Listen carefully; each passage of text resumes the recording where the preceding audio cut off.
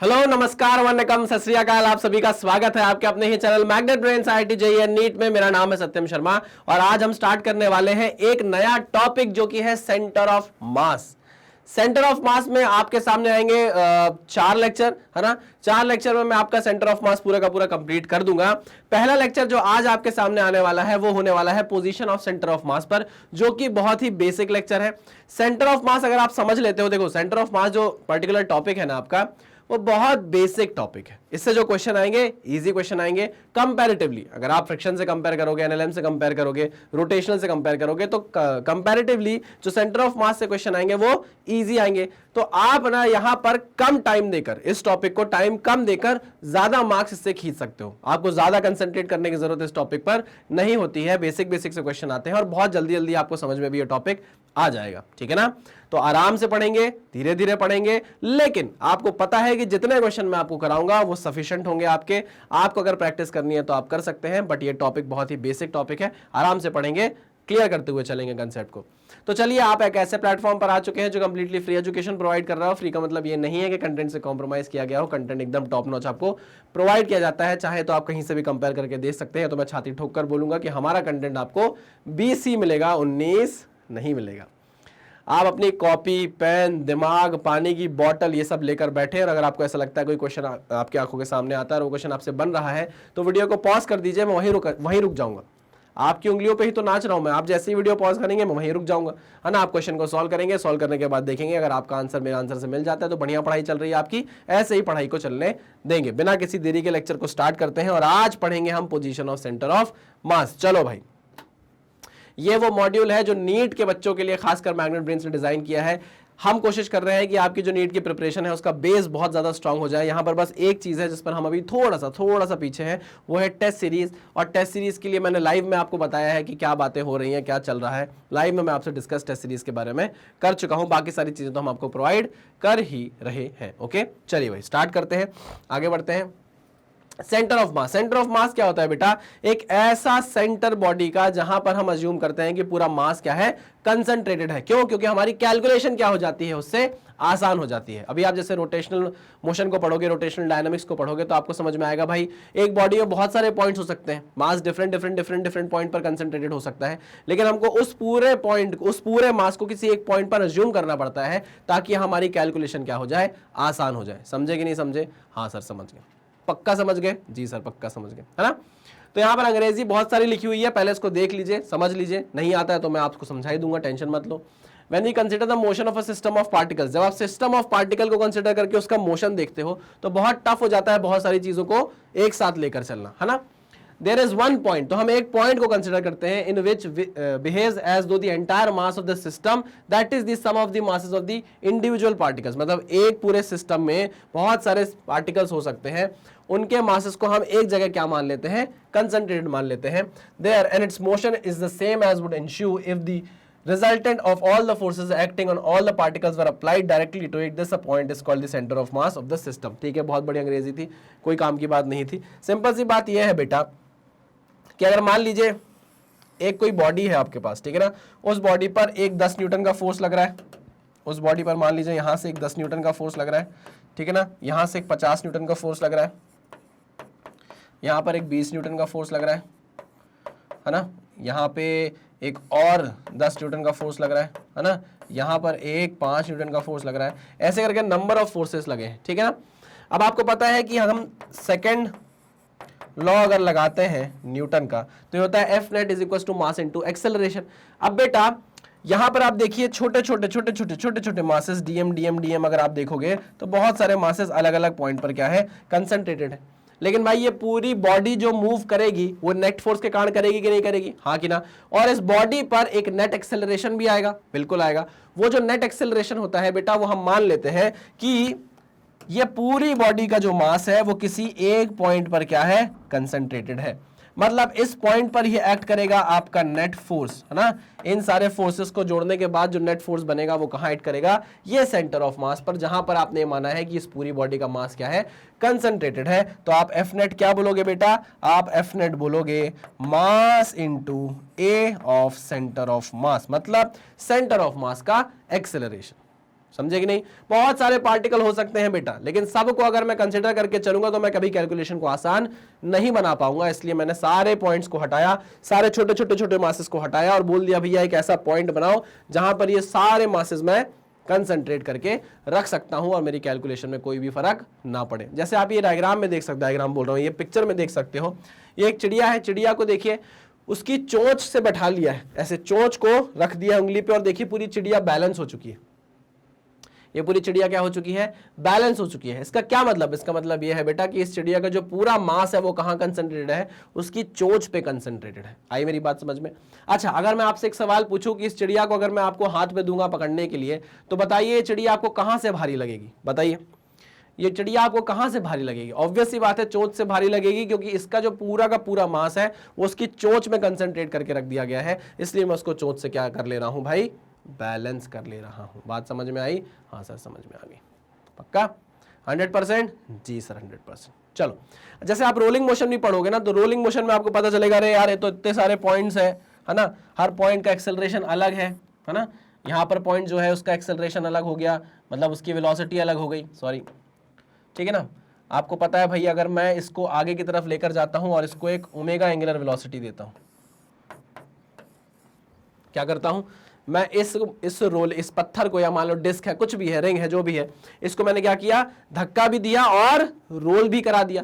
मतलब ये क्या कर रहा है? रोल भी कर रहा है और आगे की तरफ भी बढ़ रहा है। समझ रहे हो मेरी बात कि नहीं? हाँ सर बिल्कुल समझ रहे हैं, बिल्कुल समझ रहे हैं, है ना। तो अगर आप देखोगे तो भाई इस पॉइंट की वेलोसिटी अलग होगी, इस पॉइंट की वेलोसिटी अलग होगी, इस पॉइंट की वेलोसिटी अलग होगी, इस पॉइंट की वेलोसिटी अलग होगी, है ना। तो हम क्या करेंगे भाई? ऐसे कैलकुलेशन करेंगे क्या कि हर पॉइंट की वेलोसिटी अलग है, सबको कंसिडर कर रहे हैं? ना ना ना ना ना ना ना, हम बोलेंगे भैया सेंटर ऑफ मास की वेलोसिटी कितनी है? V centre of mass. आई मेरी बात समझ में, है ना। तो सेंटर ऑफ मास क्या करेगा? इसमें ट्रांसलेशन मोशन करेगा और पूरी बॉडी क्या करेगी?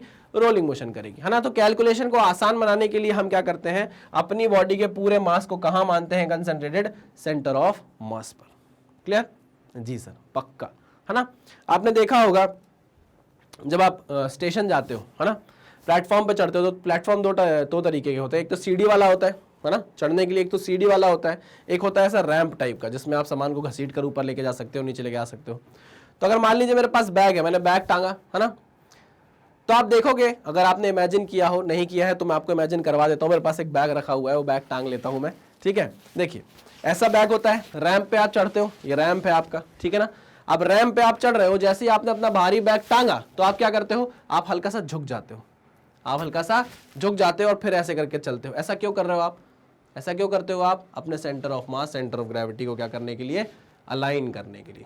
नहीं तो अगर आप सीधे सीधे करके, एक ऐसा रैंप है ना, चढ़ाई है, और चढ़ाई पर आपने भारी बैग टांग लिया और आप सीधे सीधे चल रहे हो, और अगर आपको हल्का सा भी धक्का लगा तो आप तुरंत पीछे की तरफ गिर जाओगे, बैलेंस बिगड़ जाएगा बॉडी का, है ना। तो ये सारे कंसेप्ट है छोटे छोटे बेटा, सेंटर ऑफ मास के, सेंटर ऑफ ग्रेविटी के। जो 2D ऑब्जेक्ट्स होते हैं ज्यादातर हम उसमें सेंटर ऑफ मास की बात करते हैं, 3D ऑब्जेक्ट जो होती हैं उसमें हम सेंटर ऑफ ग्रेविटी की बात करने लगते हैं। ऐसी कोई बड़ी भारी बात नहीं है। चलो, सेंटर ऑफ ग्रेविटी क्या होती है? जहां पर आप ऐसा पॉइंट जहां पर आप ये मानते हो कि ग्रेविटी फोर्स एक्ट कर रहा है, ऑब्वियस सी बात है, ठीक है ना। चलिए आगे बढ़ते हैं। सेंटर ऑफ मास की बात हो गई, अब आते हैं हम सीधे सीधे फॉर्मूले पर बेटा, है ना। मैंने आपको बताया था कि बेसिक क्वेश्चन आते हैं, अगर आपको फॉर्मूला याद है, फॉर्मूला बनता है, तो आप आराम से क्वेश्चंस को क्या कर लोगे? सॉल्व कर लोगे। मान लीजिए यहाँ पर एक मास m1 है, एक मास m2 है, एक मास m3 है, उनका पोजीशन वेक्टर आपको r1 वेक्टर, r2 वेक्टर और r3 वेक्टर दिया है। r2 वेक्टर और r3 वेक्टर दिया है। r1 vector, r2 vector, r3 vector आपको दिया हुआ है। सिंपल सी बात। अब देखिएगा, अगर आपको बोलता है कि भाई सेंटर ऑफ मास का पोजीशन वेक्टर निकाल कर बताओ, क्या सेंटर ऑफ मास का पोजीशन वेक्टर निकाल कर बताओ, वो क्या होगा? m1 r1 vector plus m2 r2 vector plus m2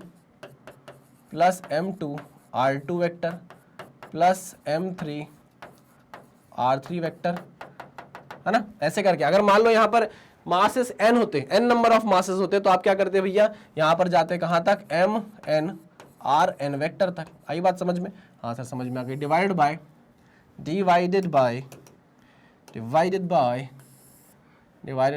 m1 plus m2 plus m3 plus dot mn। आई बात समझ में? हाँ सर समझ में आ गई है। ओके, ये तो हो गई सेंटर ऑफ मास के पोजीशन वेक्टर की बात, है ना। अगर आपको उसका x कोऑर्डिनेट पूछ ले, y कोऑर्डिनेट पूछ ले, फिर क्या करोगे? सिंपल सी बात है ना। देखो अगर आप यहां पर देखो पोजीशन वेक्टर 1 को, तो यहां पर इसके कोऑर्डिनेट होंगे x1 y1 नहीं, और जो सेकंड वाला मास है उसके कोऑर्डिनेट होंगे x2 y2, और जो थर्ड वाला मास है उसके कोऑर्डिनेट होंगे x3 y3। समझे कि नहीं समझे? बिल्कुल समझ गए, बिल्कुल समझ गए। तो यहां आप अब बोलोगे क्या? XCOM is equals to m1 x1 plus, same वही फॉर्मूला यार, m1 x1 plus m2 x2। बहुत सारे बच्चों को ये पता होगा, तो इसलिए मैं इसको फटाफट कंप्लीट कराता हूं। अब टू mn xn, कुछ भी नहीं है यार, सिंपल फॉर्मूला है, परेशान मत होना। सिंपल फॉर्मूला है, आपको याद रखना है। कैसे सॉल्व करना है क्वेश्चन बताऊंगा मैं, अभी आप सिर्फ फॉर्मूला देख लो। डिवाइड बाय क्या हो जाएगा? m1 plus m2 up to mn। ठीक, अगर हम बात करें y coordinate of the COM की, आपको समझ में आ रहा है ये क्या निकाल रहे हैं हमारे? अगर हम मान लो यार ऐसा कुछ हो जाए, ये सिस्टम ऑफ पार्टिकल है ना, एक मास m1, मास m2, मास m3। अगर मैं इसको एक सिस्टम मान लेता हूं, तो इस सिस्टम का सेंटर ऑफ मास जो होगा उसका पोजीशन वेक्टर RCOM होगा। मान लीजिए वो यहां कहीं है। अरे तो ब्लैक कलर से आ गया, ब्लैक कलर नहीं चाहिए हमको। चलो इसका पोजीशन वेक्टर मान लो ये कहीं आ गया, यहां कहीं आ गया, ठीक है ना। सो दिस इज RCOM बेटा, दिस इज RCOM वेक्टर, और इसके कोऑर्डिनेट होंगे XCOM YCOM। समझे कि नहीं समझे? हाँ सर अब समझ में आया। हमको समझ ही नहीं आ रहा था कि आप क्या निकालने की बात कर रहे हो। ये निकालने की बात कर रहा हूं बेटा मैं।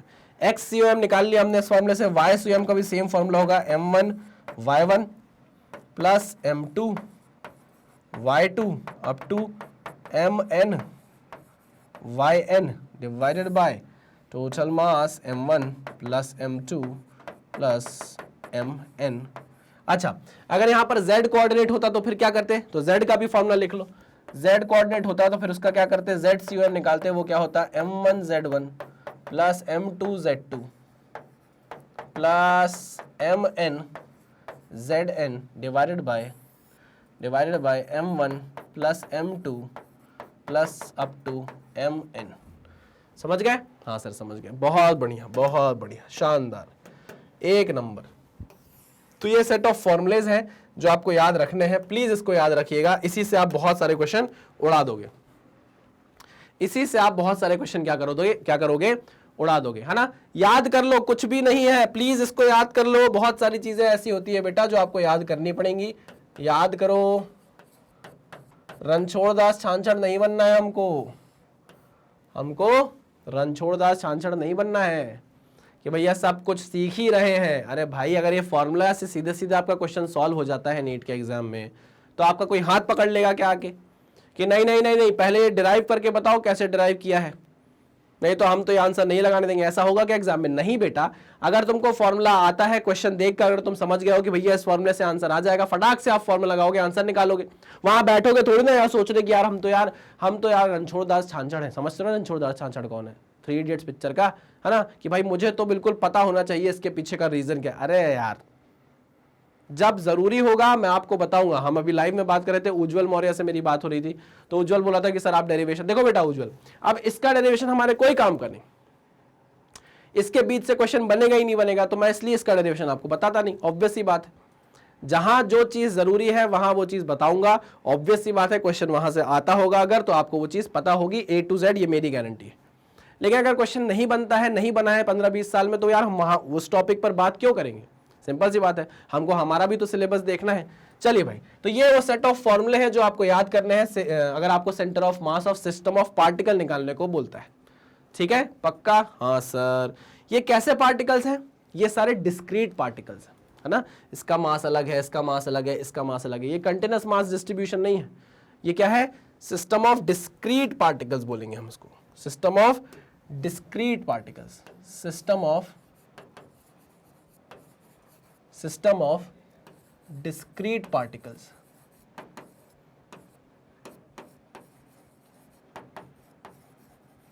सिस्टम ऑफ डिस्क्रीट पार्टिकल्स बेटा अलग अलग है, ये अलग मास, ये अलग मास, ये अलग मास, ठीक है ना। ऐसी कोई कंटिन्यूअस बॉडी नहीं है। चलिए वेरी गुड, आगे बढ़े, आगे बढ़ते हैं। आओ, अब एक क्वेश्चन आ गया Two bodies of masses 2 kg and 4 kg are located at 2 1 minus 3 1 respectively. Calculate the coordinates of center of mass. अब आप यहां पर ये देखिए, ये आपको दो डिस्क्रीट मास दिख गए नहीं? एक 2 kg का मास है बेटा, जिसको आप m1 बोल सकते हो, ये 2 kg का मास है। ये कहां पर सिचुएटेड है? 2,1 पे। एक है आपका मास 4 kg, ठीक, एक 4 kg का मास है, इसको आप m2 बोल सकते हो, है ना। इसके कोऑर्डिनेट आपको दिए हैं, कहां सिचुएटेड है? -3,1 पे, ठीक है। तो आपको समझ में आ गया, x1 y1 दे दिया, x2 y2 दे दिया, m1 दे दिया, m2 दे दिया। आपसे पूछ रहा है कि सेंटर ऑफ मास के क्या निकाल दो, कोऑर्डिनेट्स निकाल दो। निकाल दो भाई, XCOM निकाल दो, YCOM निकाल दो। नहीं निकाल सकते क्या? बिल्कुल निकाल सकते हैं। आइए निकालते हैं। XCOM निकालने को मुझसे बोला है, आओ। m1 x1 प्लस, फॉर्मूला लिखूं क्या कि नहीं सीधे पुट कर दूं? नहीं सर, आप फॉर्मूला लिख दो, पहले ही क्वेश्चन करा रहे हो, उसी में फॉर्मूला नहीं लिखोगे तो कैसे चलेगा। चलो, m1 x1 plus m2 x2, और मासेस हैं क्या? नहीं, तो divide by m1 plus m2। YCOM निकालना होगा तो क्या करेंगे? YCOM का फॉर्मूला है m1 y1 plus m2 y2 divided by m1 plus m2, ठीक। वैल्यू पुट करो, आओ। तो XCOM is equals to m1 is 2 kg, उसका x कोऑर्डिनेट कितना है? 2, प्लस m2 कितना है? 4 kg, उसका x कोऑर्डिनेट कितना है? -3, ठीक, divide by m1 plus m2। तो 2 और 4 6, चलिए वेरी गुड। YCOM मास 1 कितना है? 2 kg, उसका y कोऑर्डिनेट कितना है? 1, ठीक है ना। m2 कितना है? 4 kg, उसका y कोऑर्डिनेट कितना है? 1। लो भाई, डिवाइड बाय 2 और 4 6। अब मैंने यहाँ 6 लिख दिया तो समझ गए ना कैसे लिखा है? 2 + 4 नहीं किया, सीधे 6 लिख दिया है। आओ, XCOM कितना निकल कर आएगा? XCOM हो जाएगा 2 दूनी 4, हो जाएगा 4 तिया 12 -12 डिवाइड बाय 6, ठीक। YCOM कितना आएगा? YCOM is 2 plus 4 Ekam 4 divide by 6, ठीक। ये कितना हो गया? XCOM इज 4 में से 8 4 12, 4 में 12 में से 4 गए, 8 बचा, -8/6, -8/6, और YCOM कितना आ गया? YCOM में 4 और 2 6, 6/6 इज 1। तो यहाँ आप बोल सकते हो कि जो कोऑर्डिनेट आया है, जो RCOM आएगा आपका, उसके जो x और y कोऑर्डिनेट है वो क्या है? -8/6 है, और ये है 1। समझे? समझे? सेंटर ऑफ मास जो आएगा बेटा, उसके कोऑर्डिनेट आपको देखने को मिल गए हैं -8/6 एंड 1। क्लियर? पक्का? आगे बढ़े। सिंपल फॉर्मूला, मैंने इसलिए बोला था फॉर्मूला देखो, आंसर निकाल लोगे आप। इसलिए बोल रहा हूं कि यहां पर जो आपको क्वेश्चंस बनते हुए दिखेंगे ना, वो कंपैरेटिवली इजी होंगे बाकी चैप्टर्स के तुलना में। पैर आप जैसे बात करो प्रोजेक्टाइल मोशन की, रिलेटिव मोशन की, NLM की, रोटेशनल की, है ना, SHM की, वेव्स की, इसके कंपैरिजन में जो यहाँ से क्वेश्चन बनने वाले हैं वो बहुत इजी होने वाले हैं, ठीक है ना। चलो आ जाओ भाई, एक क्वेश्चन आपने कर लिया, एक और क्वेश्चन। ये तो शायद आपके प्रीवियस ईयर नीट का क्वेश्चन है, नीट 2016 या 20 का क्वेश्चन है, मेरे को याद नहीं आ रहा है, लेकिन हाँ ये क्वेश्चन आपका आया हुआ नीट का एग्जाम का क्वेश्चन है।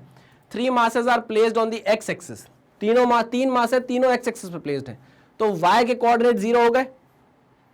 अरे भाई 3 मास तीनों के तीनों कहां प्लेस करने को बोले हैं? x एक्सिस पे प्लेस करने को बोले हैं, तो y का कोऑर्डिनेट तो वैसे भी खत्म हो गया, तो जो आपका सेंटर ऑफ मास आने वाला है वो x एक्सिस पर ही आएगा, ये पक्की बात है। चलिए, 3 masses are placed on the x axis, लो भाई ये y एक्सिस, ये x एक्सिस। 3 masses कहां प्लेस किए हैं? 300 ग्राम एट दी ओरिजिन, यहां पर 0 0 पर 300 ग्राम प्लेस किया है, 300 ग्राम प्लेस कर दिया है, ठीक। m1 500 gram at x is equal to 40 centimetre, x is equal to 40 centimetre, यानी कि 40,0 पे 400 ग्राम मास प्लेस कर दिया है, ये है आपका m2, ठीक है ना। And x is equal to 70 centimetre पे, x is equal to 70 centimetre पर आपका जो मास प्लेस है, अच्छा कितना है? 300, और ये 500 था, मैंने 400 लिख दिया, कोई बात नहीं, इसको मैं 500 कर देता हूँ।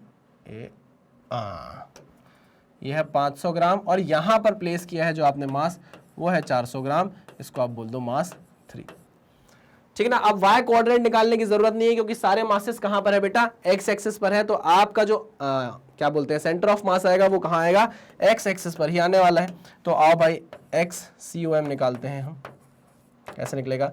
m1 इंटू x1, तो ये कितना हो जाएगा? 300 इंटू 0 प्लस m2 यानी कि 500 ग्राम इंटू इसका x कोऑर्डिनेट कितना है 40 प्लस 400 ग्राम इंटू इसका x कोऑर्डिनेट कितना है 70 डिवाइडेड बाय 500 और 400 900 900 और 300 1200 कितना ये 300 1200। चलो तो XCOM is equals to 0 plus 5 चौको 20 5 चौको 20 1 2 3 1 2 3 प्लस 7 चौको 28 7 चौको 28 1 2 3 1 2 3 डिवाइडेड बाय 1200। ठीक 1 2 1 2 1 2 चला गया। अब कितनी आ गई वैल्यू XCOM की? XCOM की वैल्यू कितनी आ गई? ये हो गई 200 प्लस 280, सही लिखा है मैंने, 200 प्लस 280 डिवाइड बाय 12 कितना हो जाएगा ये 200 और 200 400 480 बाय 12 480 डिवाइड बाय 12 12 एकम 12 24 12 36 12 चौको 48 ही हो जाएगा 40। तो आपके पास XCOM की वैल्यू कितनी आ गई है 40,0। तो आंसर कितना आ गया 40 सेंटीमीटर। क्लियर? तो देखिए मैंने आपको सिंपल बोला था ना, फॉर्मूला याद होता तो आराम से क्वेश्चन आप उड़ा देते, उड़ा दिया आपने क्वेश्चन। ठीक है ना, ऐसा वैसा क्वेश्चन भी नहीं है, नीट का क्वेश्चन है ये। चलो नेक्स्ट एक और क्वेश्चन आपकी आंखों के सामने। 4 particles A, B, C and D having masses m, 2m, 3m and 4m are respectively placed in order at the corner of a square of side A। ठीक है, square of side A, square है side A है, ठीक है। Locate the centre of mass, locate the centre of मास, कुछ नहीं करना है, इसको ओरिजिन मान लो। ये m मास कहाँ रखा है 0 0 पर, ये B मास जो रखा है ये कहाँ रखा है A, 0 पर, क्योंकि आपको पता है स्क्वायर की साइड कितनी है A है। अच्छा ये कितना होगा, यहाँ से A ऊपर तो ये हो जाएगा A, A, यहाँ के कोऑर्डिनेट क्या हो जाएंगे 0, A। ठीक है, आपको कोऑर्डिनेट्स मिल गए, समझ रहे हो कि नहीं? 4 मास है, 1 2 3 4 उनके कोऑर्डिनेट्स है। आपको क्या निकालना है सेंटर ऑफ मास का कोऑर्डिनेट। तो XCOM कैसे निकालेंगे, m1 x1 plus m2 x2 plus m3 x3 plus m4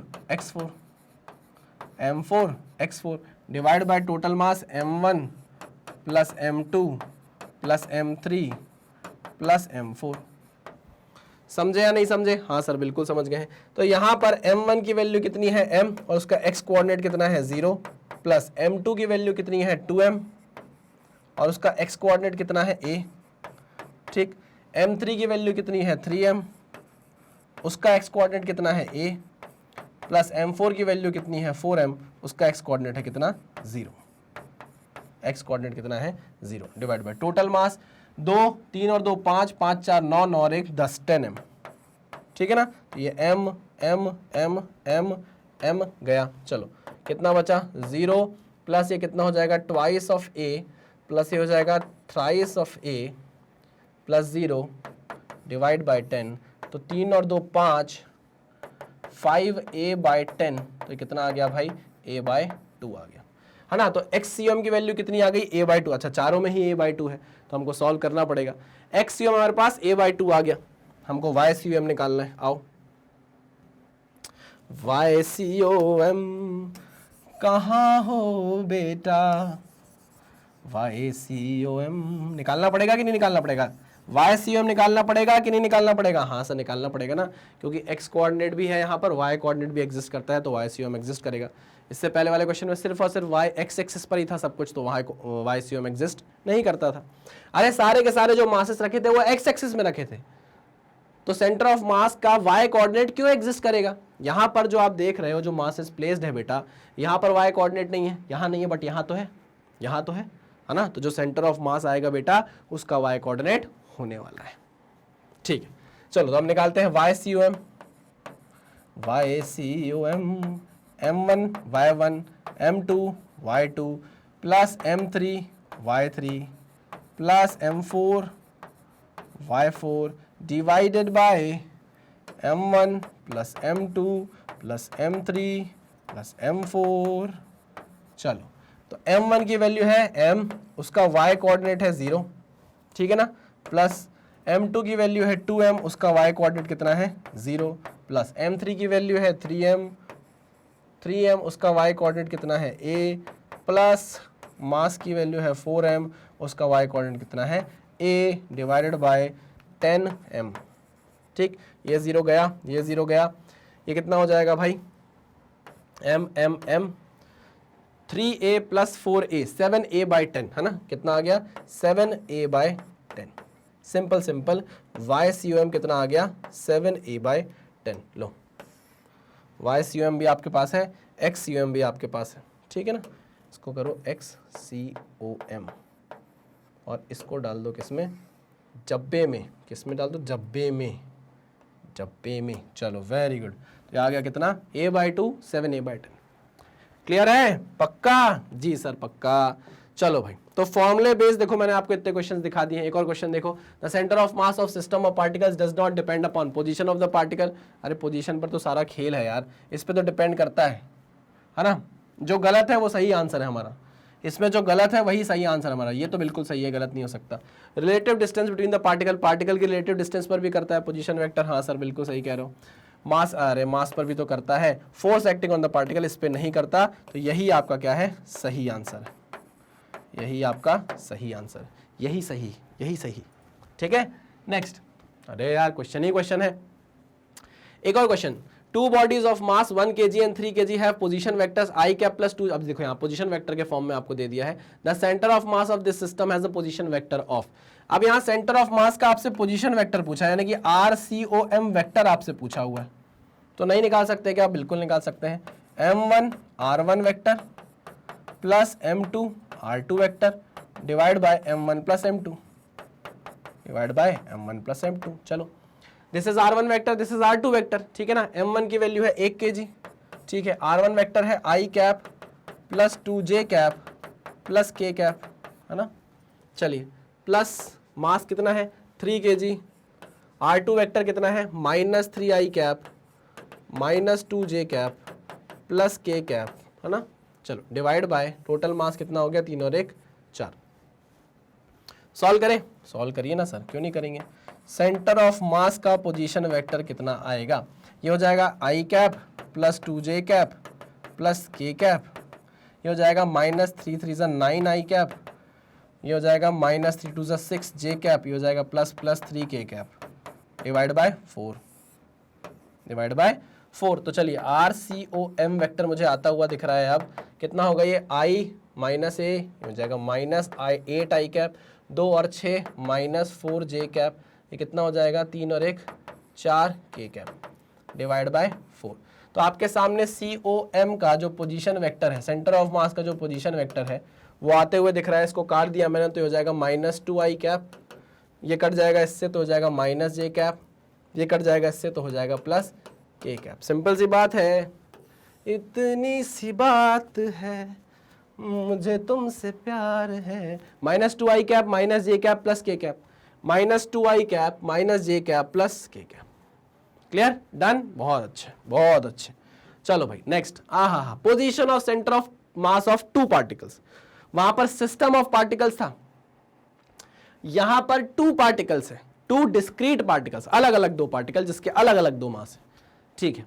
अगर ऐसा केस आपके सामने आ जाता है तो फिर आपको क्या करना है जरा समझिएगा। बेसिक है, बहुत बेसिक है।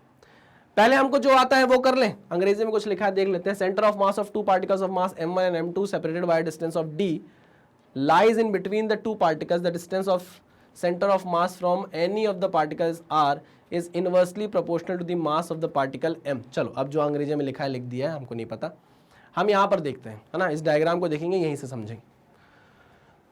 एक पार्टिकल ये है, एक पार्टिकल ये है, ठीक है ना। इनके बीच का कुछ डिस्टेंस होगा, ठीक। अभी आप क्या करो, अभी आप समझने के लिए इसको बिल्कुल भूल जाओ, इसको भूल जाओ। अभी जो मैं आपको बता रहा हूँ सिर्फ उतना समझो। क्या बता रहे हैं सर आप, मैं आपसे इतना बोल रहा हूँ, क्या बोल रहे हैं सर, इतना बोल रहा हूँ कि अगर यहाँ से r डिस्टेंस दूर इधर दूसरा मास रखा हुआ है ना, मैं क्या कर सकता हूँ, मैं इसको ओरिजिन मान सकता हूँ। मैंने क्या मान लिया, इसको ओरिजिन मान लिया, मैंने बोल दिया यहाँ के कोऑर्डिनेट्स क्या हैं 0 0। तो यहाँ के कोऑर्डिनेट क्या हो जाएगा, यहाँ का कोऑर्डिनेट हो जाएगा r,0। नहीं, यहाँ का अगर कोऑर्डिनेट 0 0 है तो यहाँ का कोऑर्डिनेट r,0 नहीं हो जाएगा, बिल्कुल हो जाएगा सर।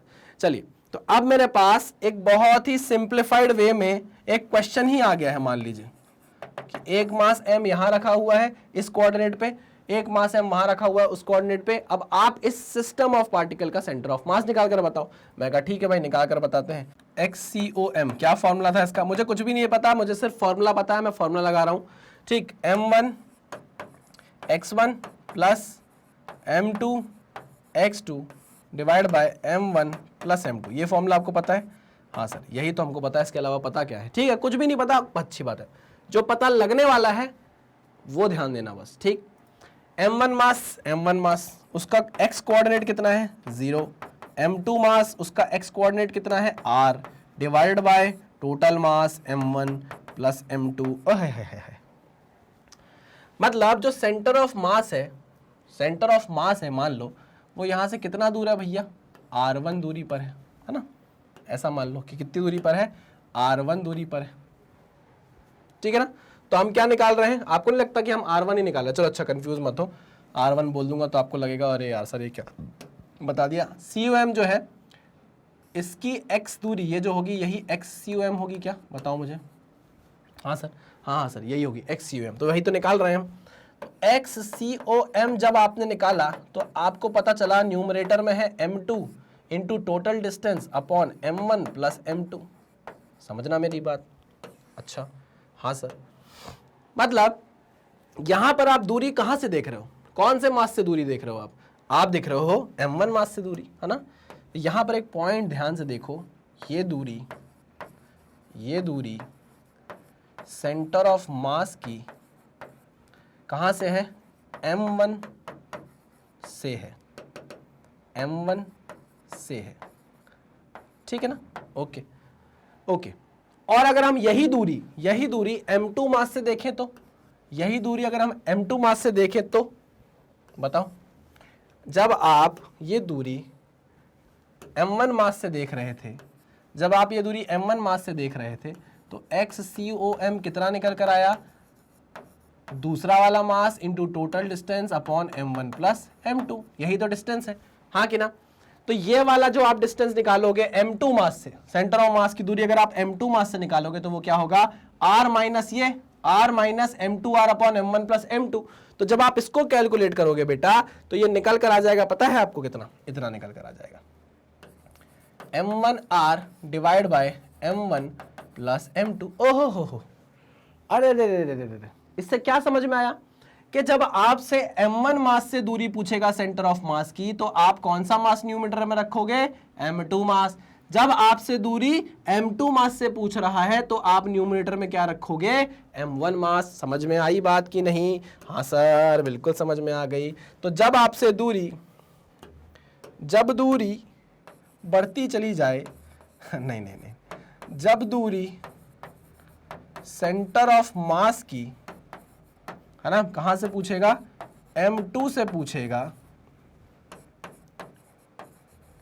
M2 से पूछेगा, तब क्या होगा? सही वही होगा जो मंजूर खुदा होगा। M2 से दूरी पूछी है तो ऊपर आ जाएगा M1 मास, M1 into total distance upon M1 plus M2। समझे या नहीं समझे? हाँ सर समझ गए, बहुत अच्छे से समझ गए। इसको डालो सोन पापड़ी के डब्बे में, इसको डालो सोन पापड़ी के डब्बे में। 2 फॉर्मूले आ गए हैं आपके पास, फटाक से इसको एक बार रिकॉल कर लेते हैं।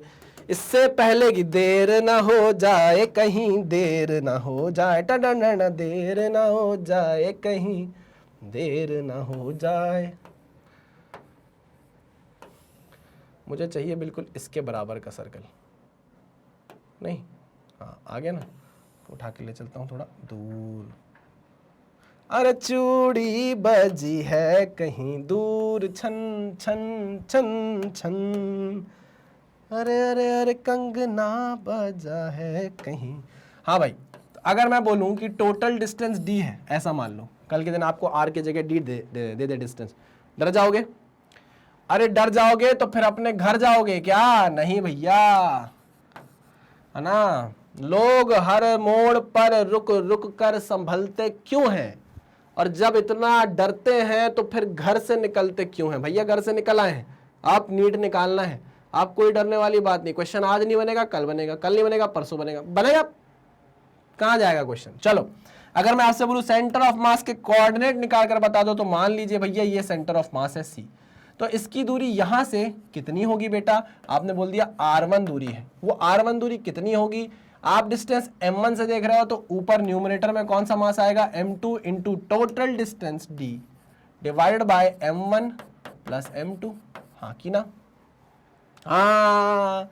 और अगर आपसे कोई बोले, क्या बोलेगा, डिंग डिंग डिंग डिंग, यहां से दूरी बता दो m2 मास से, तो आपने बोला यार ये दूरी जो है वो r2 है।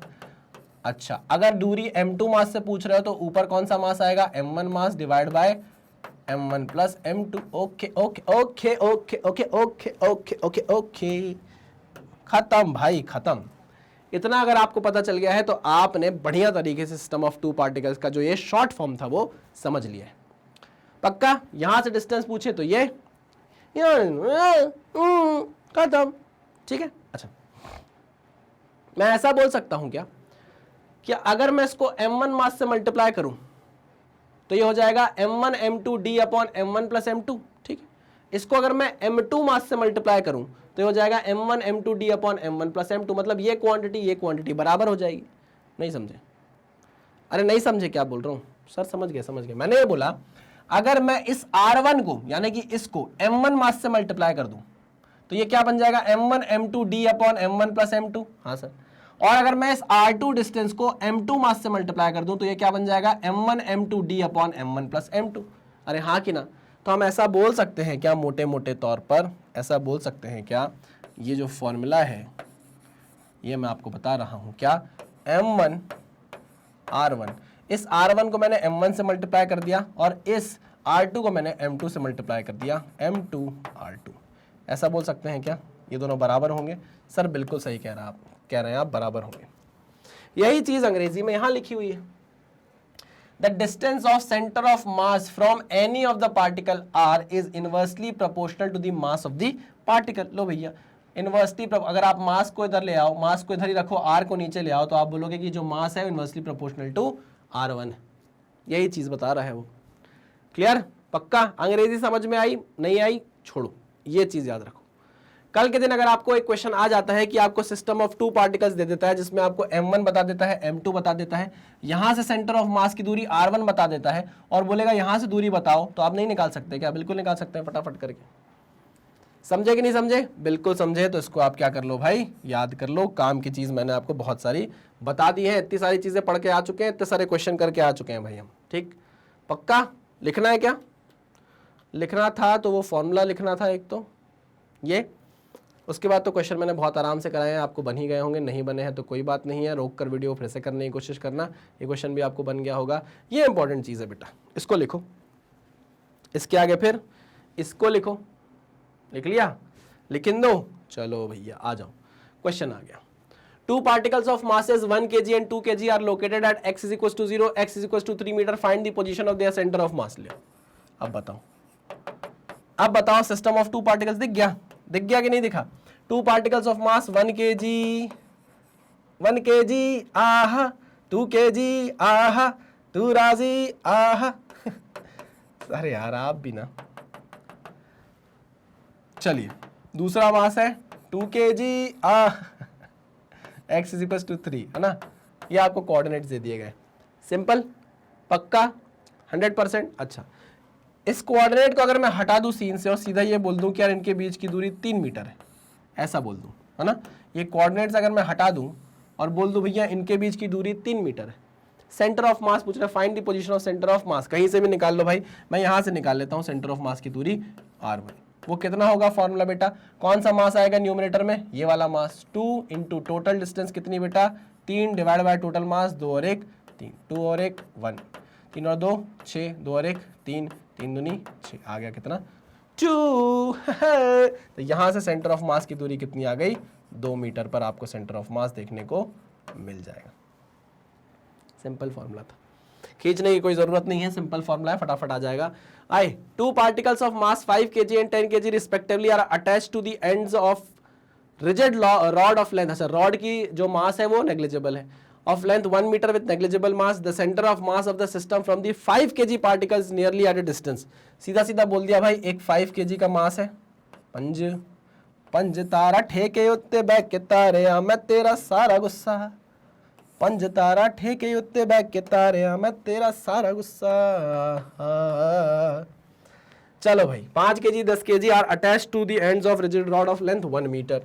1 मीटर की इनके बीच की डिस्टेंस आपको दे दी गई है। बिग बॉस चाहते हैं कि आप निकालें centre of mass of the system from the 5 kg particle. अरे दादा रे, 5 kg पार्टिकल मतलब यहां से आपको डिस्टेंस निकालनी है यार दादा। तो यार कैसे निकालोगे बताओ ना मुझे, ये डिस्टेंस आप कैसा निकालेगा? ये वाला मास लेगा 10 kg, टोटल डिस्टेंस लेगा 1 मीटर, टोटल मास लेगा 5 और 10 15, ये हो जाएगा 10/15, 5 तिया 15, 5 दूनी 10, तो 2/3 मीटर आ जाएगा। तो कितनी R1 की वैल्यू आ गई? 2/3 मीटर, यानी कि हो जाएगा 67 सेंटीमीटर। ठीक है ना, 66 point something something something something आएगा, तो आंसर हो जाएगा कितना? 67 सेंटीमीटर। किस मास से? 5 kg के मास से।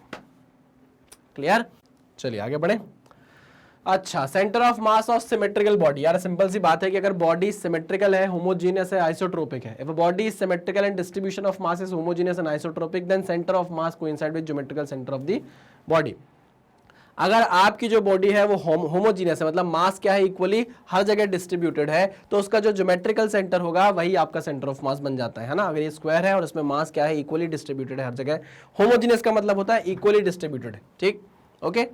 तो अगर ऐसा है तो आपका जो ज्योमेट्रिक सेंटर होगा वही आपका सेंटर ऑफ मास होगा, इसलिए हमको निकालने में कोई दिक्कत ऐसा सच होती नहीं है। अच्छा, एक इंपॉर्टेंट बात मैं आपको बता देना चाहता हूं, एक इंपॉर्टेंट बात जो मुझे शुरू में आपको बता देनी चाहिए थी, बट अगर नहीं बताइए तो कोई बात नहीं, यहाँ पर मैं अभी लिख देता हूँ कि जो सेंटर ऑफ मास होता है बेटा, क्या वो हमेशा बॉडी पे ही लाई करता है? क्या सेंटर ऑफ मास हमेशा बॉडी पर ही लाई करेगा? नहीं, है ना। तो एक इंपॉर्टेंट नोट है जो मैं यहाँ पर आपको बता देता हूँ। नोट, सेंटर ऑफ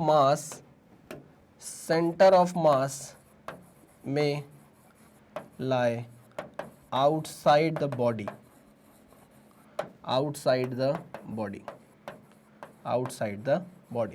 मतलब जहां मास नहीं है हो सकता है वहां पर भी सेंटर ऑफ मास आ जाए। ठीक है ना, ये इंपॉर्टेंट बात थी जो मैंने आपको अब बता दी है। अच्छा, कैसे याद आया? ये जो मैंने रिंग देखी ना, तो मुझे रिंग देखकर याद आया। क्या देखकर याद आया? रिंग देखकर, है ना। रिंग में सारा मास कहाँ कंसंट्रेटेड होता है बेटा? बाहर कंसंट्रेटेड होता है। रिंग में सारा मास कहाँ कंसंट्रेटेड होता है? बाहर कंसंट्रेटेड होता है, लेकिन सेंटर ऑफ मास देखो कहाँ है? बीच में। यहाँ कोई मास नहीं होता रिंग में, लेकिन इसका सेंटर ऑफ मास कहाँ आता है? सेंटर पे आता है। ठीक है, चलिए वेरी गुड, आगे बढ़ते हैं। Next is find the centre of मास। अच्छा, यहाँ पर आपको एक एल शेप दे दिया गया है, ये एल लेंथ का है, ये एल लेंथ का है। ठीक, ओके। इसका मास मान लीजिए एम है और इसका मास भी कितना है बेटा? एम है। ठीक है ना, इसका सेंटर ऑफ मास हमें निकालना है। अब क्या करेंगे भाई? इसका टोटल सेंटर ऑफ मास जो होगा वो कहां पर होगा? इसका, इस ऑब्जेक्ट का, मतलब एल को मैंने तोड़ लिया इसमें और इसमें, दो अलग अलग पार्ट में, है ना। This is part 1 and this is part 2। ठीक है ना, तो पार्ट 1 का अगर हम सेंटर ऑफ मास देखें तो उसका आप कोऑर्डिनेट निकाल सकते हैं क्या? बिल्कुल सर, सेंटर पे लाया करेगा यहाँ पे। इसके कोऑर्डिनेट क्या होंगे मुझे बताओ? इसके कोऑर्डिनेट होंगे 0 L/2, है ना। इसके कोऑर्डिनेट क्या होंगे? इसके कोऑर्डिनेट होंगे L/2 0, L/2, 0। ठीक है ना, so this is mass m1, this is mass m2। ठीक है ना, कोऑर्डिनेट्स भी आपको मिल गए हैं। अगर आपको कोऑर्डिनेट्स मिल गए हैं तो आप क्या कर सकते हो भाई? सीधे सीधे क्या कर सकते हो? सेंटर ऑफ मास निकाल सकते हो। चलो आइए XUM निकालते हैं। XUM बहुत पतला हो गया यार पेन तो। XUM क्या होगा? m1 x1 plus m2 x2 divide by m1 plus m2। ठीक है ना, ओके। मास m1 m के बराबर है, उसका x कोऑर्डिनेट है क्या? x कोऑर्डिनेट 0 है, उसको आप 0 कर दो। प्लस m2 मास किसके बराबर है? m के बराबर है, उसका x कोऑर्डिनेट कितना है? L/2 है, L/2 लिख दो, divide by m1 plus m2 यानी कि m प्लस m यानी कि 2m। ठीक है, तो ये तो हो गया 0, m से m कट गया, कितना हो जाएगा? L/2/2 is L/4। ठीक है ना, तो XCOM कितना आ गया आपका? L/4 आ गया। अब मुझे अगर YCOM निकालना है, YCOM, तो फिर फॉर्मूला लगाऊंगा मैं m1y1 plus m2y2 upon m1 plus m2। ठीक है, m1 की वैल्यू कितनी है बेटा? m, इसका y कोऑर्डिनेट कितना है? L/2 प्लस m2 की वैल्यू है m, उसका y कोऑर्डिनेट कितना है? 0। ठीक है, divided by m1 plus m2 यानी कि ट्वाइस ऑफ m। तो ये गया m से, ये m कट गया, कितना आ गया l/4, कितना आ गया l/4। YCUM भी l/4 आ गया, XCUM भी l/4 आ गया, ठीक है ना। अच्छा, XCUM l/4 है, l/2 का आधा, मतलब यहाँ कहीं, ठीक है ना ये। और YCUM कितना आया है l/4, मतलब l/2 से नीचे यहाँ कहीं। तो इसको आप आगे बढ़ाओ, इसको आप आगे बढ़ाओ, नहीं यहाँ नहीं, यहाँ पे, इसको आप आगे बढ़ाओ, ठीक है ना। तो ये जो पॉइंट होगा, this point is your centre of mass, this point is your centre of मास, जिसका कोऑर्डिनेट क्या है l/4, l/4। समझे कि नहीं समझे? हाँ सर समझ गए, वेरी गुड, क्लियर है। तो आपने क्या किया भैया, इस L को दो पार्ट में तोड़ लिया, ये पार्ट 1, ये पार्ट 2। इसको मास m1 m के बराबर दिया है आपको, मास m2 m के बराबर दिया है आपको। आपने इस पार्ट का सेंटर ऑफ मास के कोऑर्डिनेट लिख लिए, इस पार्ट के सेंटर ऑफ मास के कोऑर्डिनेट लिख लिए, और सीधा सीधा फॉर्मूला आपने लगा दिया, आंसर आपके पास आ गया है। ठीक है, पक्का? जी सर पक्का, 100%। क्लियर? आगे बढ़े, आगे बढ़ते हैं, आ जाओ नेक्स्ट। अब ये क्वेश्चन देखो आपके सामने, ये मैं आपको होमवर्क दूंगा, बिल्कुल मिलता जुलता क्वेश्चन है, जो मैंने आपको समझाया है उसी से रिलेटेड क्वेश्चन है। सीधे सीधे आप क्या करोगे, इसको सॉल्व कर दोगे। ठीक है, चलिए आगे बढ़ते हैं नेक्स्ट। ओए अच्छा क्वेश्चन, बढ़िया क्वेश्चन, आओ भाई इसको सॉल्व करेंगे। बढ़िया क्वेश्चन है। क्या बोल रहा है question? The centre of mass of a system of 3 particle of masses 1 gram, 2 gram and 3 gram is taken as the origin of coordinate system. ठीक है। The position vector of a fourth particle of mass 4 gram such that the center of the mass of the 4 particle system lies at the point 1, 2, 3 is alpha I cap plus 2j cap plus 3k cap, where alpha is constant, where value of alpha is। अरे बाप रे, वो तोड़ते हैं question को, तोड़ो थोड़ा। बोल रहा है question, the centre of mass of a system of 3 particles of mass 1 gram, 2 gram, 3 gram is taken as the origin of the coordinate system. यानी कि अगर आप 3 मासेस लेते हो, अगर आप 3 मासेस ले रहे हो, है ना, अगर आप 3 मासेस कंसिडर कर रहे हो, 1 ग्राम, 2 ग्राम, 3 ग्राम के, एक मास 1 ग्राम का, फिर एक मास कहीं 2 ग्राम का, और 1 ग्राम, और एक और मास कहीं 3 ग्राम का। इन तीनों मासेस का जो सेंटर ऑफ मास आ रहा है, इन तीनों मासेस का जो सेंटर ऑफ मास आ रहा है बेटा, वो आ रहा है कहां पर? ओरिजिन पर। ठीक है ना, this is the centre of mass of 3 particle system. Centre of mass 3 particle system का ये आया है, ठीक है ना।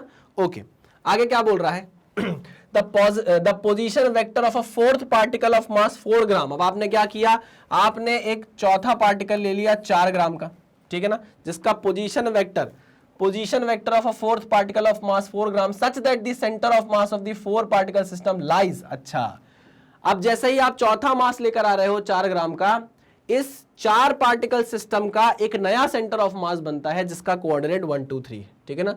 1, 2, 3, ये जो सेंटर ऑफ मास बना है, ये 4 पार्टिकल सिस्टम का बना है, यानी कि नए सिस्टम ऑफ पार्टिकल का जो सेंटर ऑफ मास है वो 1, 2, 3 है। बट ये जो 4 ग्राम का आपका मास रखा हुआ है, इसका जो पोजीशन वेक्टर है, इसका जो पोजीशन वेक्टर आपको दिया हुआ है, वो कितना दिया है?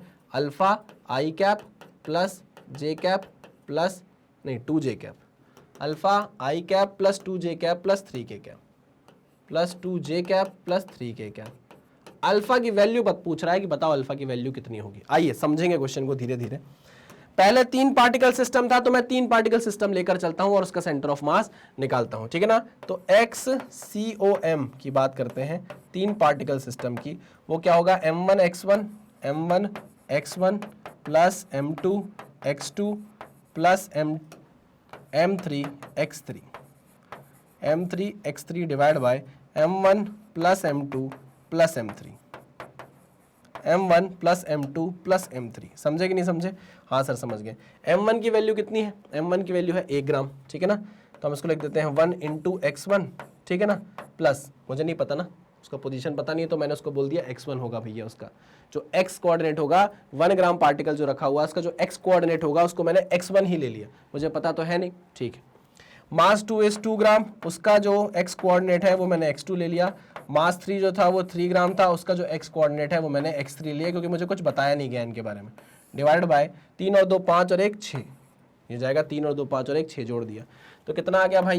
ये आ गया X1 plus 2X2 plus 3X3 divided by 6, ठीक है। तो जब 3 पार्टिकल सिस्टम का सेंटर ऑफ मास था, 3 पार्टिकल सिस्टम का जो सेंटर ऑफ मास था वो कहां पे था? ओरिजिन पे था। समझे कि नहीं समझे? तो ये जो आपका सेंटर ऑफ मास है उसका एक्स कोऑर्डिनेट कितना है, 0 है। 3 पार्टिकल सिस्टम का जो सेंटर ऑफ मास है वो ओरिजिन पे था, क्वेश्चन में दिया हुआ है ना, तो ओरिजिन के कोऑर्डिनेट 0 0 0 हो गए, ठीक है। तो 3 पार्टिकल का जो सेंटर ऑफ मास है बेटा उसका एक्स कोऑर्डिनेट क्या है, 0 है ना, तो एक्स COM की वैल्यू कितनी होगी, 0 होगी। बिल्कुल सही कहा आपने। तो आप 6 को 0 से मल्टीप्लाई करोगे वो खत्म हो जाएगा, तो यहां से आपके पास आ गया x1 plus twice of x2 plus 3 times of x3 is equals to 0। ये आपके पास कुछ आ गया, देखते हैं इसका यूज कहीं आता है कि नहीं, इसको तो अभी मैं लिख कर रख ले रहा हूं, ठीक। अब आगे बढ़ते हैं क्वेश्चन में। वो बोल रहा है कि जब आपने चौथा पार्टिकल 4 ग्राम का सम्मिलित कर लिया, इंक्लूड कर लिया और 4 पार्टिकल सिस्टम बना लिया, तो जो उसका सेंटर ऑफ मास है वो कहां लाया कर रहा है, 1 2 3 पर लाया कर रहा है। समझना मेरी बात, हाँ ठीक है, ठीक है। मतलब नए सिस्टम ऑफ पार्टिकल में this is XCOM, this is YCOM, this is ZCOM, this is XCOM, this is YCOM, this is ZCOM। समझना, ठीक है, जगह की कमी है। अच्छा इसको लिख देता हूं यहाँ पे, this is YCOM and this is ZCOM। 4 system of particle के जब सेंटर ऑफ मास आपने निकाला तो ये उसके कोऑर्डिनेट्स हैं, ठीक है। लेकिन जो चौथा पार्टिकल आपने इंक्लूड किया था 4 ग्राम का, उसका पोजीशन वेक्टर आपको alpha i cap plus 2 alpha j cap plus 3 alpha k cap दिया हुआ है, ठीक है। तो अगर मैं 4 पार्टिकल का, ये सिस्टम ऑफ पार्टिकल में मैं 4 पार्टिकल मानूं और उसका सेंटर ऑफ मास निकालने की कोशिश करूं XCOM, तो कैसे निकालूंगा बताओ। मैं देख रहा हूं 4 पार्टिकल सिस्टम को, किसको देख रहा हूं, 4 पार्टिकल सिस्टम को देख रहा हूं, है ना। चलो, तो अगर मैं XCOM निकालने जाऊं, XCOM निकालने जाऊं 4 पार्टिकल सिस्टम में, तो उसका फॉर्मूला क्या हो जाएगा, M1x1 plus M2x2 plus M3x3 plus M4x4, नहीं, हाँ, M1x1 plus M2x2 plus M3x3 plus M4x4 divided by M1 plus M2 plus M3 plus M4, M3 plus M4। मानते हो कि नहीं मानते, हाँ सर बिल्कुल मानते हैं। चलो, तो M1 की वैल्यू है तो 1 ग्राम है ना, उसका कोऑर्डिनेट मैंने x1 माना हुआ था, मुझे पता तो है नहीं, तो मैंने उसका x कोऑर्डिनेट माना हुआ है x1, प्लस मास M2 है 2, उसका x कोऑर्डिनेट x2 माना था, मास 3 हो जाएगा 3 ग्राम और उसका कोऑर्डिनेट x माना था, x कोऑर्डिनेट मैंने x3 माना हुआ था, प्लस मास 4 जो है वो 4 ग्राम का है, उसका x कोऑर्डिनेट क्या होगा मुझे बताओ, ये होगा, बताओ इसका पोजीशन वेक्टर, 4 ग्राम का जो पोजीशन वेक्टर आपको दिया गया है बेटा, वो क्या दिया गया है बताओ, alpha i cap plus 2 alpha j cap plus 3 alpha k cap, यही तो दिया है। अरे हाँ कि ना, हाँ सर यही दिया हुआ है, ठीक है ना। So this is the x coordinate, this is the y coordinate, this is the z coordinate, ठीक है ना। तो मैं यहाँ पर मुझे जरूरत है x कोऑर्डिनेट की, समझ रहे हो। M4 कितना है 4 ग्राम, उसका x कोऑर्डिनेट कितना है बताओ मुझे, अल्फा, हाँ कि ना, हाँ सर x कोऑर्डिनेट है अल्फा, डिवाइडेड बाय टोटल मास कितना हो जाएगा, 4 और 3 7 और 2 9 और 1 10, तो कितना हो गया 10 हो गया, ठीक। अच्छा, 4 पार्टिकल सिस्टम का जब आपने सेंटर ऑफ मास निकाला है, उसका जो x कोऑर्डिनेट है उसकी वैल्यू कितनी है, 1 है, बिल्कुल सही सर। तो यहां पर आप वैल्यू क्या पुट कर दो, 1 पुट कर दो, ठीक। तो 10 मल्टीप्लाई होगा 1 से, इसको कर लेता हूं कॉपी, कॉपी कॉपी, आ जाओ, इसको कर लेता हूं कॉपी और आगे बढ़ाता हूं क्वेश्चन को। आओ, वहां से क्वेश्चन को लेकर आ रहा हूं मैं इधर, ठीक है। तो 10 मल्टीप्लाई हुआ, 10 इधर चला गया। अच्छा, 1x1 2x2 3x3, इसकी वैल्यू कितनी आई थी बताओ, x1 plus 2x2 plus 3x3, इसकी वैल्यू कितनी आई थी, इसकी वैल्यू कितनी आई थी, 0 आई थी, हाँ हाँ हाँ हाँ हाँ हाँ, ठीक है, इसलिए मैंने बोला उसको रखे रहने दो, 0 आ गई value, plus alpha times 4 times alpha divide by, अच्छा 10 तो उधर चला गया, तो ये हो गया 4 अल्फा इज इक्वल टू 10, यानी कि अल्फा की वैल्यू किसके बराबर आ गई, 10/4 के बराबर, तो 2 दूनी 4 2 पंचे 10, तो कितना आ गया भाई 5/2, अल्फा की वैल्यू कितनी आ गई है 5/2, क्लियर जी सर, क्लियर, आंसर कितना आ गया 5/2, किधर है ये लो भाई, कितना आ गया भाई 5/2 आ गया, क्लियर। अच्छा क्वेश्चन था, थोड़ा दिमाग लगाया हमने और इस क्वेश्चन को क्या कर लिया है, सॉल्व कर लिया है। चलिए आगे बढ़े, next question Three identical metal balls, each of radius r, are placed touching each other on a horizontal surface such that an equilateral triangle is formed when center of the three balls are joined. The center of mass of the system is located at. Basic question. ठीक, metal balls एक touching each other बोला ना, ठीक है, दो, ठीक है, तीन, ठीक है, ओके, सही रखा है क्या मैंने? हाँ सही, बिल्कुल सही, ठीक है ना, टचिंग ईच अदर, और फिर बोला हुआ है that an equilateral triangle is found when the centres of the three balls are joined. Centre of the three balls को हमको जॉइन करना है और एक ट्रायंगल बनाना है, इक्विलेटरल ट्रायंगल बनेगा, और वो बोल रहा है, ठीक है, तो ये सेंटर से ये सेंटर गए, ठीक, ये सेंटर से ये सेंटर गए, ये सेंटर से ये सेंटर गए, और ये सेंटर से ये सेंटर गए, ठीक है ना, इक्विलेटरल ट्रायंगल। अब क्या बोल रहा है, the centre of mass of the system is located at the centre of the one of the ball. हो सकता है क्या ये पॉसिबल है? ट्रायंगल का सेंटर ऑफ मास किसी तीनों बॉल के एक सेंटर पे आएगा क्या? नहीं आ सकता, हटाओ। The line joining the centre of any two balls, line joining the centre of any two balls, क्या यहाँ सेंटर ऑफ मास आ सकता है? क्या यहाँ आ सकता है? क्या यहाँ आ सकता है? नहीं, ये भी एकदम सरासर कॉमन सेंस यूज कर लो यार, क्वेश्चन बन जाएगा। The point of intersection of the medians, छोड़ते हैं इसको, डी पॉइंट देखो, द हॉरिजॉन्टल सरफेस, पता नहीं क्या बोला है, the point of intersection of the medians, point of intersection of the medians.